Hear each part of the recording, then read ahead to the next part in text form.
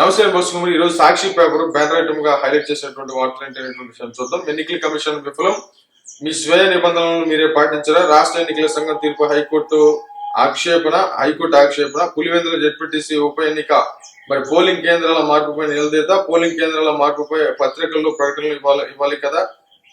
ఆ పని చేయడంలో రాష్ట్ర ఎన్నికల కమిషన్ విఫలమైంది. జెడ్పీటీసీ ఎంపీటీసీ కార్యాలయాల గోడలపై అతికిస్తే సరిపోతుందా, అసలు ప్రకటనలు ఇవ్వకుంటే ప్రజలకు ఎలా తెలుస్తుంది, పోలింగ్ కేంద్రాలకు మార్చినట్లు బయట అతికిస్తే సరిపోదు, అభ్యంతరాలు తెలిపే అవకాశం ప్రజలకు లేకుండా పోయింది, ఎన్నికల ప్రక్రియ మొదలైనందున ఈ వ్యవహారంలో జోక్యానికి నిరాకరించిన హైకోర్టు అనేటువంటి విధంగా వార్తను హైలైట్ చేసిన ప్రయత్నం చేసింది. ర్యాలీ నిర్వహించిన వారిపై ఎలాంటి చర్యలు వద్దు, మరో కేసులో హైకోర్టు కీలక ఉత్తర్వులు.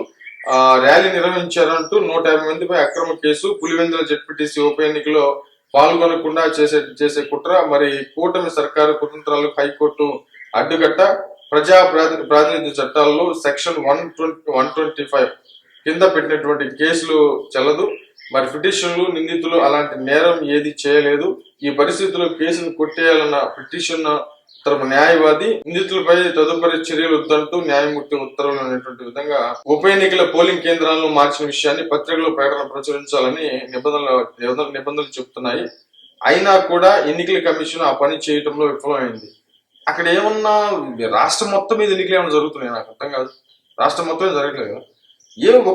ఒక నియోజకవర్గంలో కొన్ని గ్రామాలు, నియోజకవర్గంలో 15 గ్రామాలు, ఒక 6 మండలాలకి ఒక రకంగా చెప్పాలంటే ఒక 15 గ్రామాలు.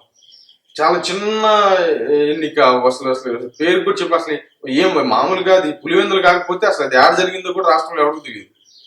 మామూలుగా ఏదన్నా జనరల్ బాడీ ఎలక్షన్స్ అయితే నీకు పోలింగ్ కేంద్రాలు మారుస్తుంటే ఏదైనా ప్రకటిస్తే అది ఓకే, కానీ ఇదేందో తెలియట్లేదు. ఇకపోతే పోలింగ్ కేంద్రాల మార్పు విషయంలో ఎన్నికల కమిషన్ తన స్వీయ నిబంధనలకు తానే ఉల్లంఘించింది.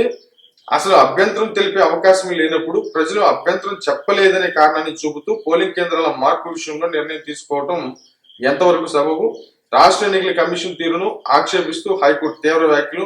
పులివెందుల, ఒంటిమిట్ట జెడ్పీటీసీ స్థానాలకు నేడు పోలింగ్ ఉదయం 7 గంటల నుంచి సాయంత్రం 5 గంటల వరకు. గురువారం ఓట్ల లెక్కిస్తారంట, అది సంగతి. ఇకపోతే కట్టకట్ట అదునులో ఎరువులు దక్కక రైతుల నెల అగచాట్లు అనేటువంటి విధంగా ఒక వార్తను హైలైట్ చేసే ప్రయత్నం చేస్తుంది. జోరుగా సాగుతున్న పొలం పనులు, ఎందుకంటే ఇది చాలా కొంచెం ఇంపార్టెంట్ విషయం కాబట్టి చూడాలి. జోరుగా సాగుతున్న పొలం పనులు, యూరియాకు గిరాకీ, రైతు సేవా కేంద్రాల్లో స్టాక్ మిల్, సొసైటీల్లోనూ కనరాని మందుకట్లు, మరి పోలీస్ పహరాతో అరాకురా పంపిణీ, టీడీపీ నేతల సిఫార్సుతోనే సరఫరా, వ్యవసాయేతర అవసరాలకు మల్లుతున్నటువంటి యూరియా, అధికారులు నిలదీస్తున్న అన్నదాతలు అనేటువంటి విధంగా ఓకే రైట్. ఈ విషయాన్ని త్వరగా చూడాలి ప్రభుత్వం, ఎందుకంటే నిజంగానే పంటలు వేస్తున్నారు, వర్షాలు పడుతున్నాయి కాబట్టి ఇక నాట్లు వేస్తారు కాబట్టి చూడాలి ఖచ్చితంగా. అది సమస్య లేదు దాంట్లో.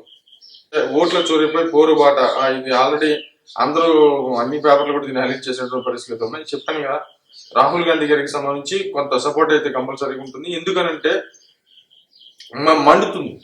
అంటే 3 సంవత్సరాల నుంచి అంటే కనీసం 15 సంవత్సరాల నుంచి ఓడిపోయాము, 15 సంవత్సరాలు దశాబ్దన్నర.